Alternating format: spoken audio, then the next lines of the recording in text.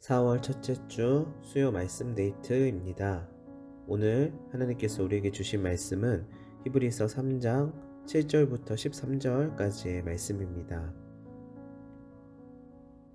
새한글 성경으로 읽겠습니다. 그러므로 성령님이 말씀하시는 대로입니다. 오늘이라도 그분의 목소리를 너희가 듣는다면 너희의 마음을 닫지 마라. 들고 일어났을 때처럼 광야에서 시험할 때처럼 거기서 나를 시험했다. 너희 조상들이 나를 검증해 보려고 내가 한 일들을 보고서도 40년 동안이나 그러므로 내가 이 세대에게 화가 나서 말하였다. 그들의 마음이 늘 속아서 헤매고 다닌다. 그들이야말로 알지 못했다. 나의 길들을. 그래서 내가 노여워하여 굳게 다짐했다. 그들은 들어오지 못할 것이다. 나의 쉼에. 조심하십시오. 형제 자매 여러분. 여러분 가운데 누군가가 믿지 않는 악한 마음을 품고서 살아계신 하나님으로부터 떨어져 나가지 않도록 하십시오. 오히려 나날이 서로 용기를 북돋워 주십시오. 오늘이라 불리는 동안에 그렇게 하십시오. 그리하여 여러분 가운데 누군가가 죄의 속임수 때문에 마음이 고집스럽게 되는 일이 없도록 하십시오. 아멘. 하나님의 집이 되는 자라는 말씀의 제목으로 말씀의 은혜를 나누도록 하겠습니다.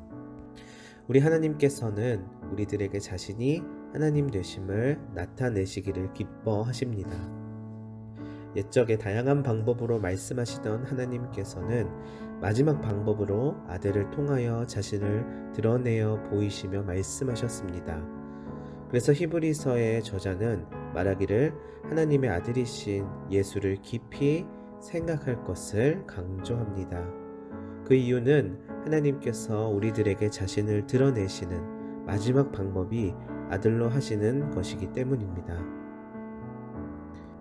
그래서 진실하게 신실하게 예수를 믿는 사람들은 그저 종교적인 형식이나 제의에 따라 표면적인 신앙생활을 해서는 안 됩니다. 한마디로 말해서 예수님을 깊이 묵상하고 생각하여 아들을 통해 말씀하시는 아버지 하나님의 뜻을 알아야 할 것입니다. 결국 우리 하나님을 믿는 사람들은 예수님을 통해서 하나님의 뜻을 발견할 수 있습니다. 이 예수님은 하나님으로부터 부여받은 사명인 십자가와 부활의 사명을 이루시며 우리가 구원과 생명의 길로 나아갈 수 있게 하셨습니다. 놀라우신 하나님의 뜻과 계획을 알 수 있게 하셨습니다.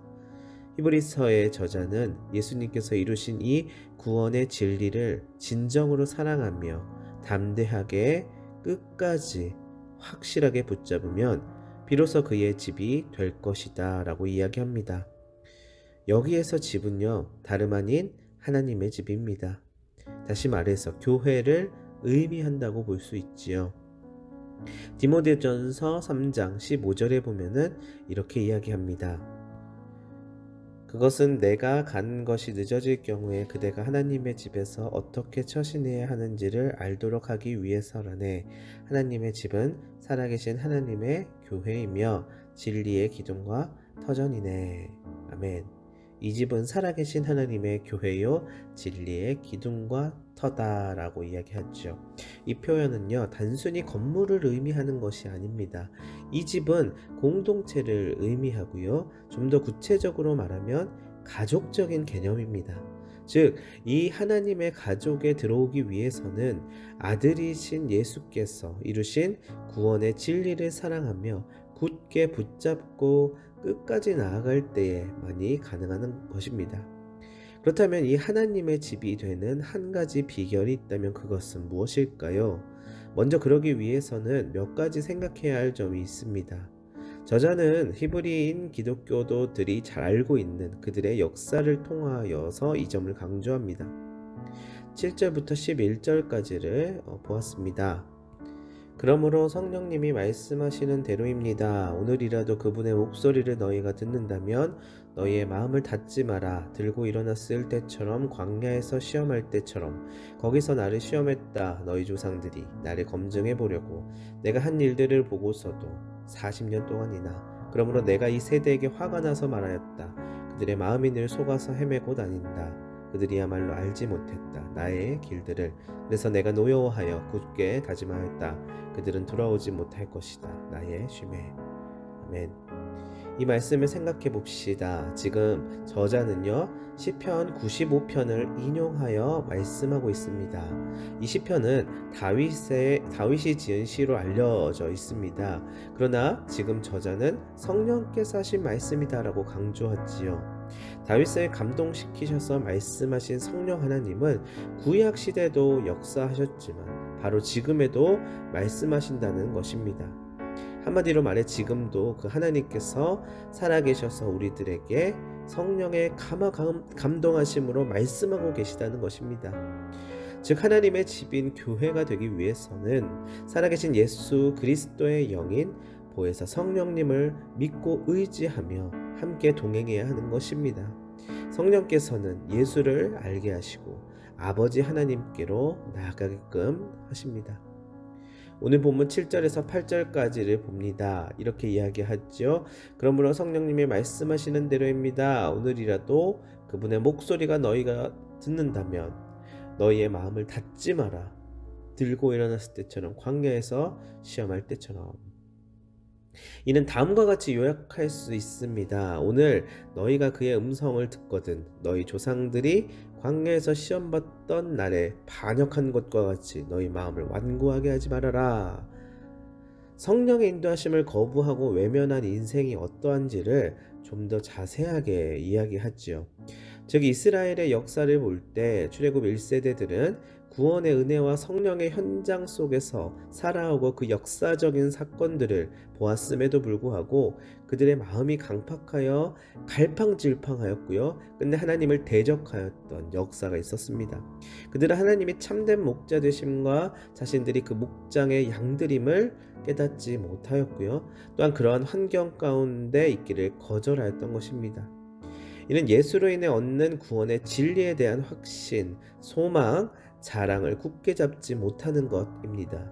바로 출애굽 1세대들이 저질렀었던 과오였고요. 결국 영원한 안식에, 영원한 쉼에 들어가지 못하는 결과를 낳게 합니다. 그래서 저자는 하나님의 집이 되기를 원하는 사람들은 이러한 역사적인 사건과 이야기들을 염두하여 마음 가운데 새겨두어야 할 것을 강하게 이야기하는 것입니다. 여러분, 성령의 인도하심을 받는 것이 무엇일까요? 바로 이렇게 하나님의 말씀을 듣는 것입니다. 하나님의 말씀을 듣는다는 것은 진정한 축복입니다. 온전한 구원에 이르기 위해서는 이 말씀을 잘 받아들이도록 마음밭을 잘 경작해야만 합니다. 마태복음 13장에서 예수님께서 이렇게 말씀하시지요. 16절부터 17절까지입니다. 그대들의 눈은 복이 있습니다. 보기 때문이에요. 그대들의 귀도 복이 있습니다. 듣기 때문이에요.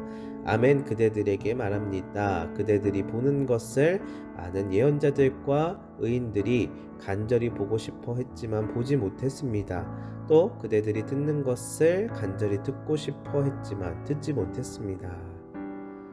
이렇게 하나님의 말씀을 들을 수 있음이 우리에게 가장 복된 선물임을 믿으시기를 바랍니다. 여러분, 우리는 모두 하나님의 집인 동시에 가족들입니다. 바라옵기는 우리 모두가 하루하루 주어지는 오늘을 사랑하면서 구원의 진리를 사모하고 서로 자랑하며 이를 확실하게 붙잡게 되기를 바랍니다. 때론 공동체 안에 이 사실을 여전히 믿지 못하는 사람들이 있을 수 있고요.